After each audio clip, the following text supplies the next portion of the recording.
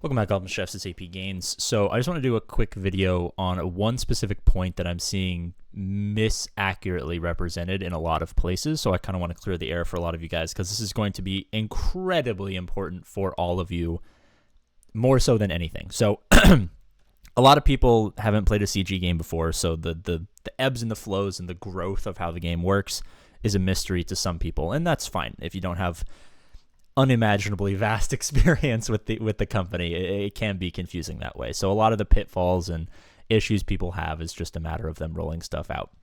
So enough like gurgling their ball sack in my mouth. The new PvP game mode that's probably going to not come out anytime soon, but what I've been preaching that you guys should prepare for since literally day one, is upon us. It has been announced. It is coming. So the point that I want to get to is this like false equivalency that I'm seeing a lot of people talk about. So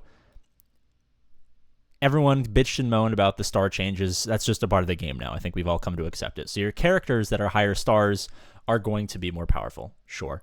And even in the raids, we've seen teams like Isengard at full gear 8 with, I think, maybe one gear 9, but let's just call it full gear 8, 7 stars, do the best from one of the top whales in the game, let's be honest. Do the best in P2 of the raid, and they're consistent. And yes, free-to-play characters that are 7 stars are going to be right now more powerful than the pay-to-play characters who are not 7 stars. That's just a byproduct of how the new stat system works. Okay, right?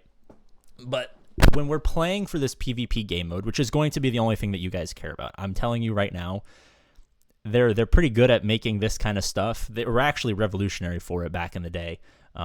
It's fun. It's going to be all you care about. You're never really going to compete in arena because there's always going to be people who spend more money than you. Even if you happen to make more money than them, they just happen to spend more money than you. There's nothing you can do about it. Where the everyday average player, medium spenders, low spenders, free-to-play players are going to care is going to be this new PvP game mode.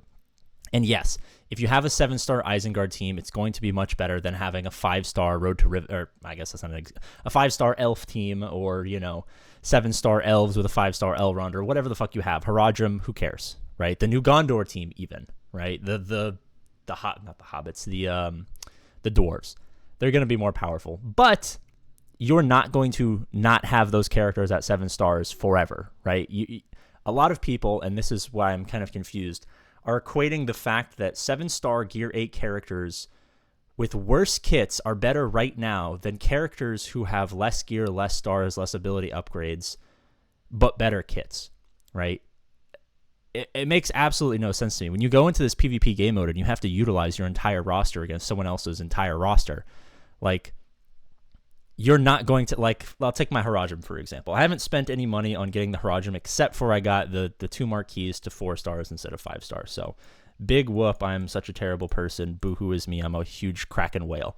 Yef2, Wubedi, and Roble, this is free to play, right? Like this, there was no money spent to get any of these characters to the almost 6 stars, and 6 stars that they are, right?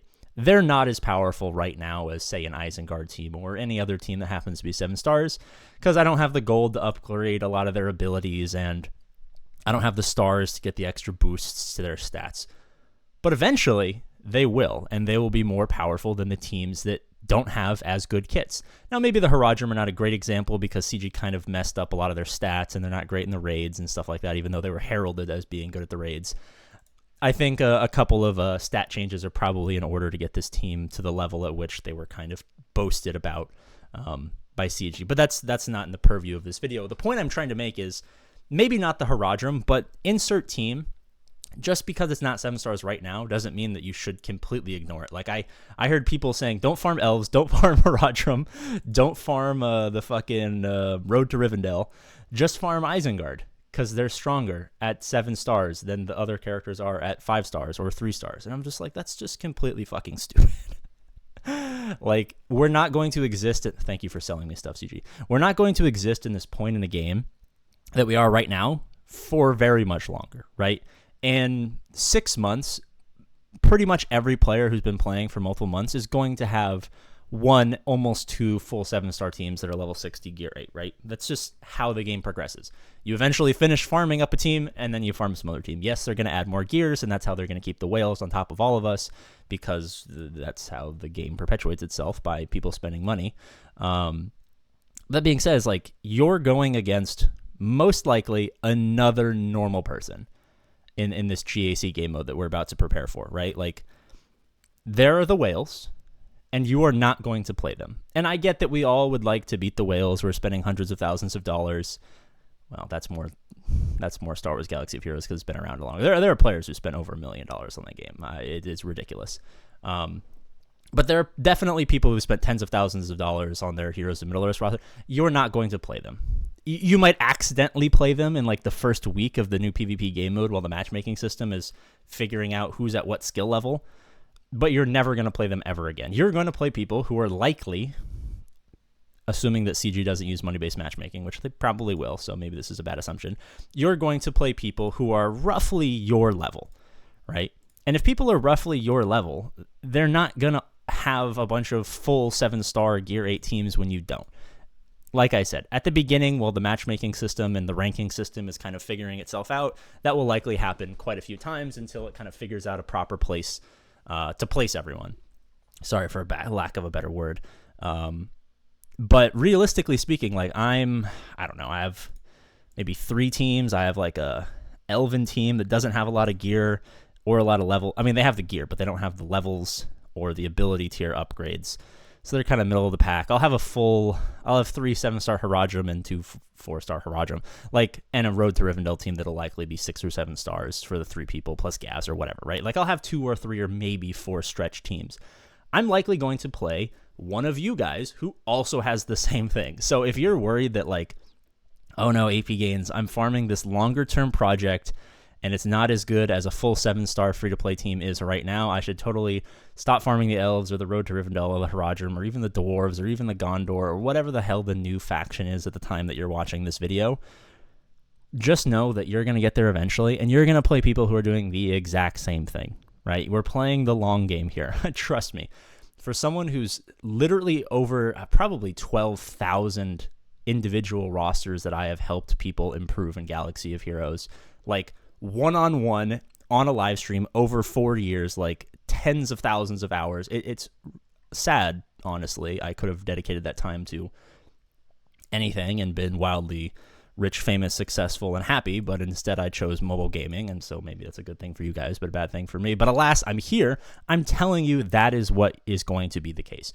You are going to want to develop your roster for the long term. You have the advantage of playing before all of this stuff is out. So before this game becomes fun, let's be honest, it's not super fun right now. Before this game becomes fun, you're going to have the option, or the opportunity rather, to build up all of these teams and prepare for this game mode that's coming out. And also, fuck you, CG, for changing all the stats on the characters in the tier 6 before I hit level 60. Now I can't do these things. But you have the opportunity to farm up and do all the dirty work before these game modes even exist. So by the time that happens, you're going to have a huge leg up on everyone who you're going to tell, like, oh my god, this new GAC game mode, it's so fun. And then all your friends start playing, and they're level 14, and you're level 60 with, 3 7-star teams, and you're kicking ass, and you're getting rewards. And they're like, oh my god, Charles, because that's your name is Charles right now. They're like, oh my god, Charles, how are you so good? And you're like, I don't know, I watched a couple of APGAINS videos and I didn't bitch and moan on Reddit, and then I kept playing during the free preseason where I got to just juice the fuck out of my roster before any meaningful game modes existed. All right, I'm done ranting. Thank you so much. Bye-bye. I love you.